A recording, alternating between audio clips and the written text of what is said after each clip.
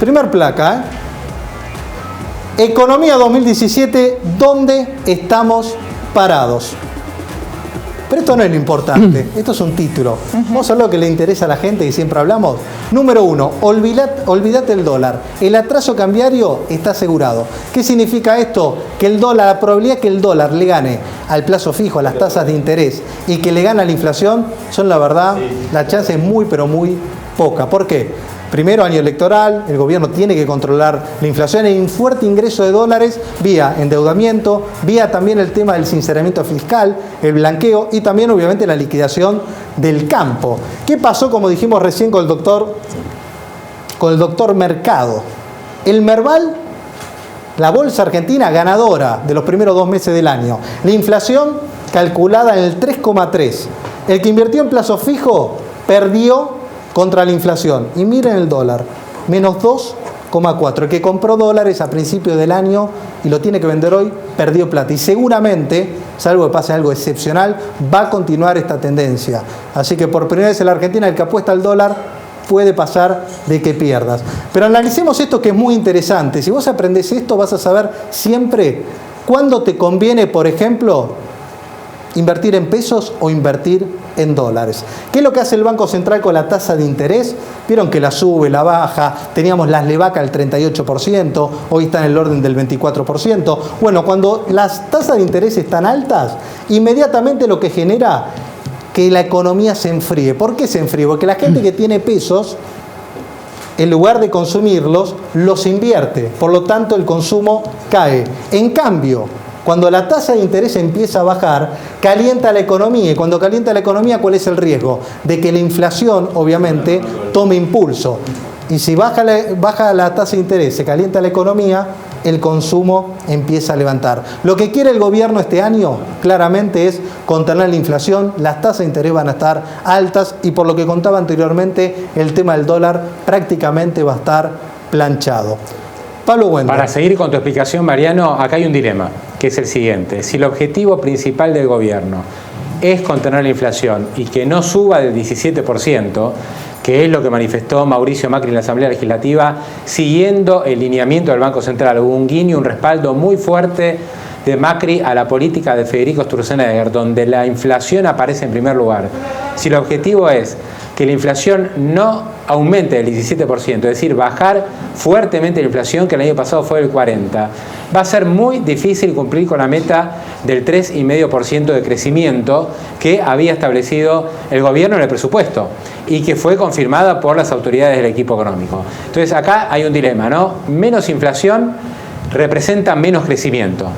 Y esto me parece que es lo que, bueno, van a tener que discutir en los próximos meses desde el punto de vista de la política económica. Bueno, Pablo, la verdad es muy interesante. Mucha gente está a favor de lo que está haciendo Sturzenegger y por otro lado otros sectores están, digamos, molestos, ¿no? Porque el tema de bajar la inflación pega mucho en algunos sectores. No, porque la baja de la inflación es efectivamente lo que dijiste vos, tiene que dejar alta la tasa de interés. Entonces hoy la tasa de interés del sistema es 24%, la tasa de referencia es casi 25%, 24,75%. Al ser tan alta la tasa de interés, la consecuencia es que los bancos, en vez de salir a prestar para que haya más consumo, terminan colocando... Pablo, mirá estos datos. Miremos primero, inflación del gobierno, obviamente la meta que la siguen sosteniendo es el 17%. Hoy te diría, los economistas del mercado, entre 20 y 21. Te diría que está en el 21% de la inflación proyectada. Hasta ahora no le creen tanto a la posibilidad de bajarlo al 17%. Después miremos en la placa qué está pasando con el tema de las tasas de interés. Las tasas de interés hoy están en el 24%, ya lo ven descendiendo a fin de año, que llega al 19, al 20, esperemos que sea un poco más, que llegue al 15, ¿no? Sí. Sería lo ideal para que no pegue tanto en la actividad. Acá lo que confunde, Mariano, es la inflación, ¿no? La inflación confunde mucho porque vas a tener febrero, marzo y abril con inflación arriba del 2% y en febrero arriba prácticamente del 2,5%. Entonces parecería que la inflación está rebotando. ¿Qué dicen en el gobierno? Que en el segundo semestre vamos a ir a una inflación del 1% mensual. Va a bajar drásticamente la inflación. Hoy es difícil verlo. Y lo que después te diría respecto al crecimiento, esta promesa de expansión de la economía que plantea el gobierno, es que la verdad, la gente lo escucha a Macri y dice, todo esto que está contando, yo no lo vivo, a mí no me toca. Entonces, ¿de qué crecimiento, de qué salida de la recesión me están hablando si yo no lo siento?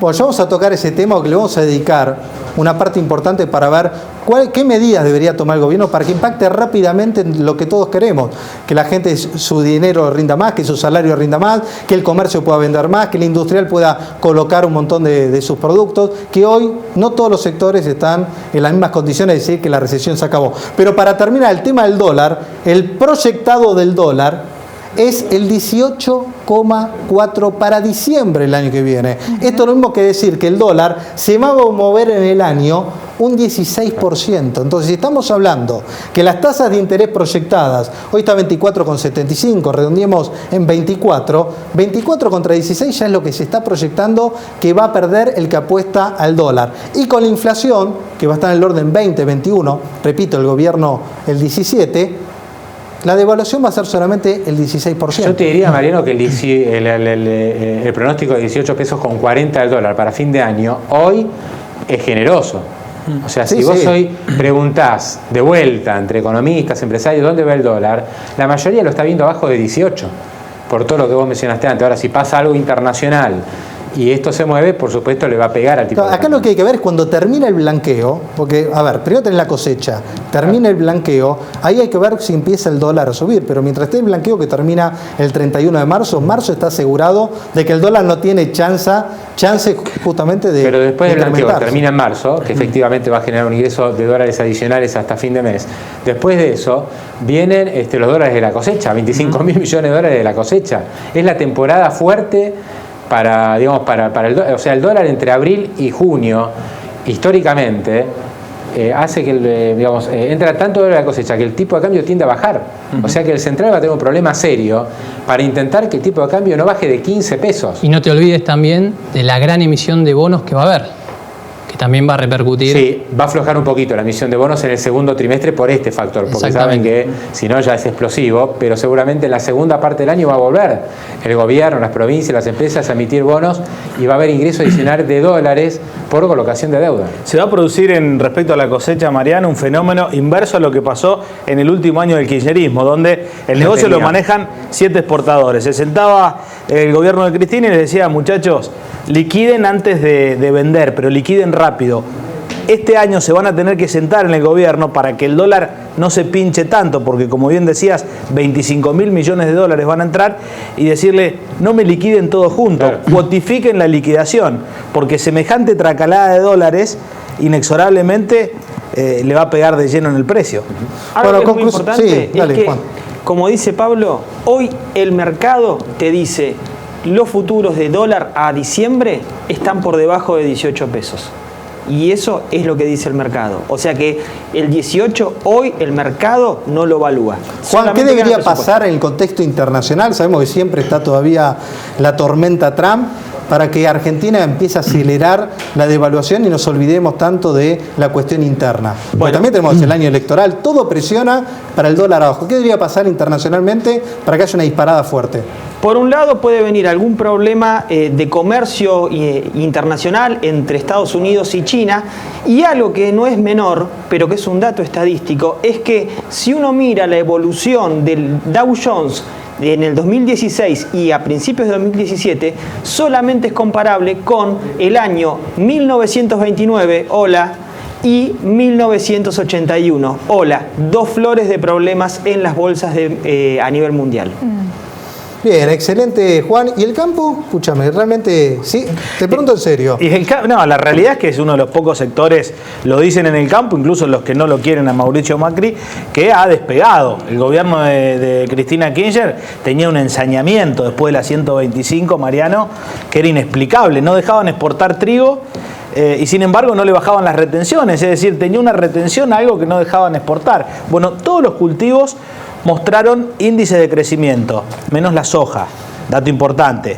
Trigo, 30%, girasol, 40%, maíz, 40% más de producción, soja bajó algunos millones de toneladas, pero en líneas generales le va a aportar muchísima plata el campo nuevamente este año al gobierno de Mauricio Macri.